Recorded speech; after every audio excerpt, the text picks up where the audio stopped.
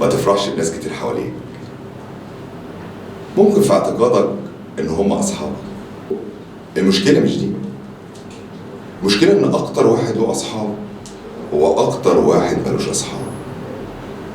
التجربة هتثبت لك انك عرفت كتير وكتير وكتير، وكل واحد عرفك حسب اختياره هو.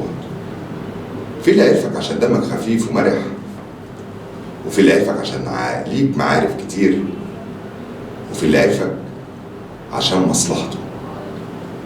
وحط تحت مصلحته 100 خط.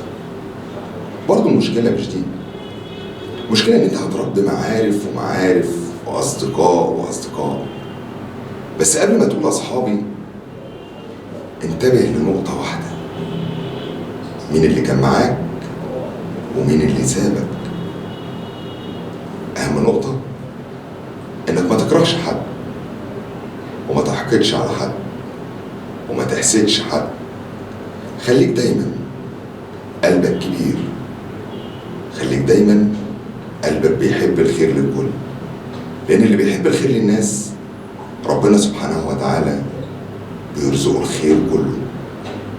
عودوا نفسكم يا رب اسعد الناس، لان ربنا سبحانه وتعالى هيسعدك قبل ما يسعد الناس. ودايما دور في اختياراتك وخليك صح. تحياتي، يحيى.